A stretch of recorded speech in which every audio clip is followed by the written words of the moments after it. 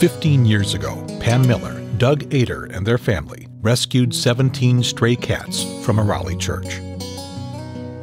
They turned their garage into a makeshift shelter while they searched for people to adopt them. This was the quiet beginning of Safe Haven for Cats. Safe Haven remained in Pam and Doug's garage for 5 years, and in that time, over 350 cats were rescued and found loving, forever homes.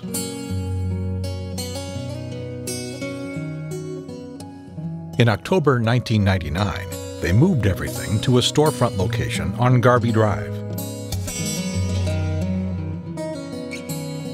Safe Haven became the first no-kill shelter for cats in the Triangle.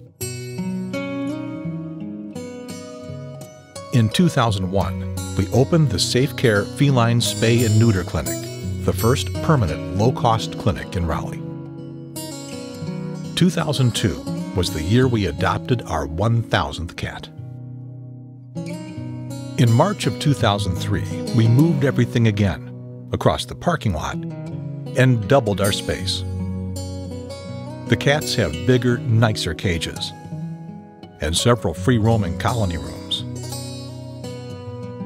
And we expanded the Safe Care Clinic to 5 days a week. So far, we've spayed and neutered almost 8,000 cats and kittens, and a few puppies. In 2005, we held our first Tuxedo Cat Ball. Generous contributions from our community have made it possible for Safe Haven to keep growing. And now, in our 15th year, we've achieved our 4,000th adoption. And we're expanding again. We've just signed a lease for 2,200 square feet of space on busy Durant Road. We'll use this new, very visible space as our primary adoption facility, and that will allow us to expand the Safe Care Clinic by building a second surgery suite and hiring another veterinarian. Our goal is to spay or neuter 3,500 cats and kittens a year, and work on our next 4,000 adoptions, all made possible by your love of animals and your kind and generous support.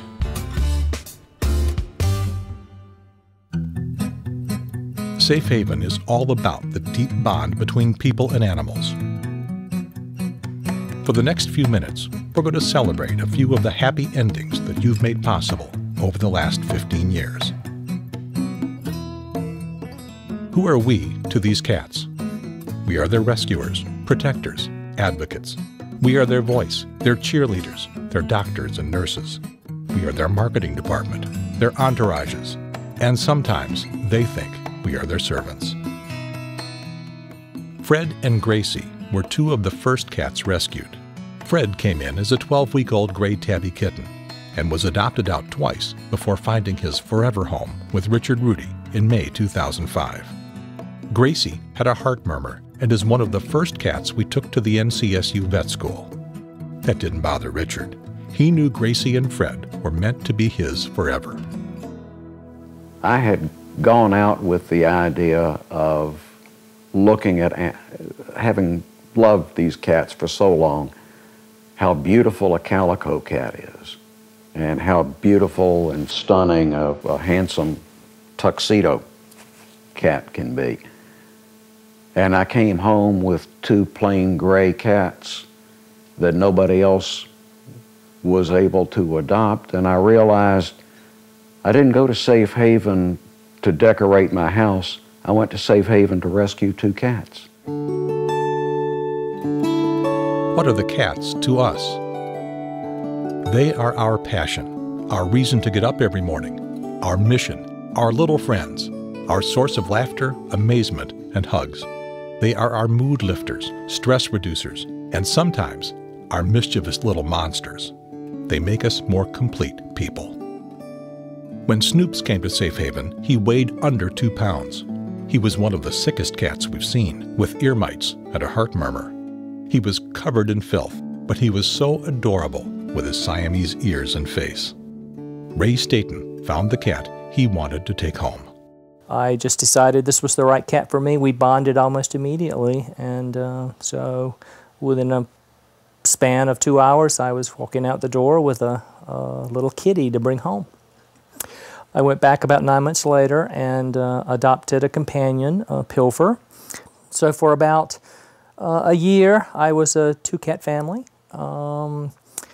And then, I don't know, I just decided, I got a strange desire that it was time to bring in a 3rd companion. And so I went out to Safe Haven first. I met Plunder. Plunder was just a little ball of energy. She's calico. I got some good information from Safe Haven and instructions on how to transition Plunder into the household. And within 3 weeks, I had a happy family of kitties. What changes do we make in our community? We turn the throwaways of society into prizes. Underdogs become top cats. Runners-up become front-runners. Mr. French arrived on our doorstep in March 2003. As we were moving from our old facility to our new one, someone left him and his sister, Georgia Peach, at the back door. Mr. French was the biggest cat we had ever seen, just under 23 pounds. Sharon Dixon, one of our volunteers, fell in love with the big fellow. We'd never seen a cat that large, and of course he was laying down, he just spread out even more, and I just started to fall in love with him, and I felt like he might be getting overlooked, a little intimidating looking. He gradually became friends with one of our cats, Kelly, and they just became the best friends. They would cuddle together and groom each other, and it wasn't any time, he just seemed like he'd always been part of our family. What does this experience mean to us? It is a profoundly moving, emotional, and gratifying experience to take a hopeless little kitty and, through kindness, change its life forever.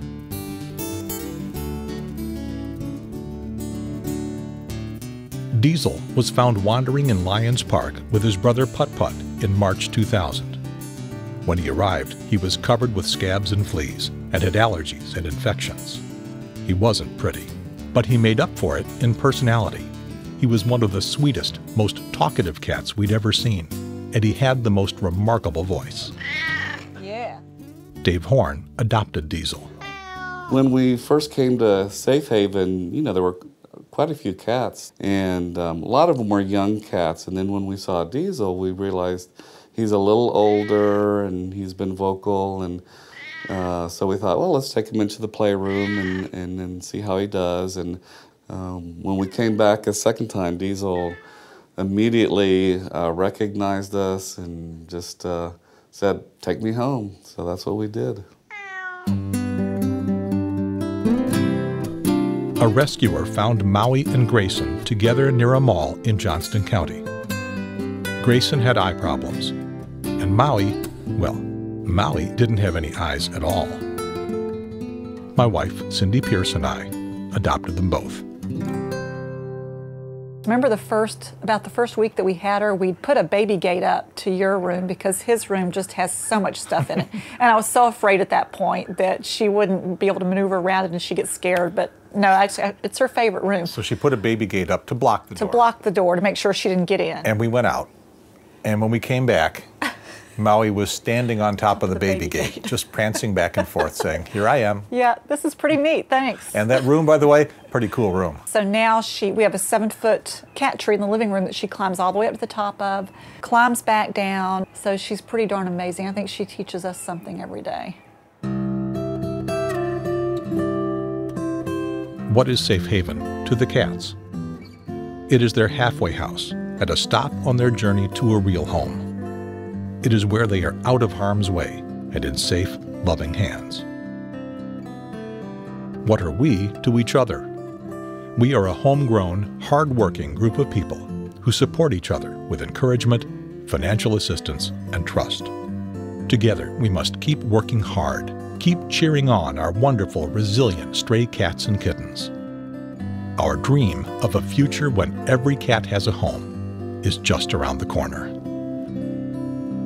Thank you, Safe Haven. Thank you, Safe Haven. Thank you, Safe Haven. Thank you, Safe Haven.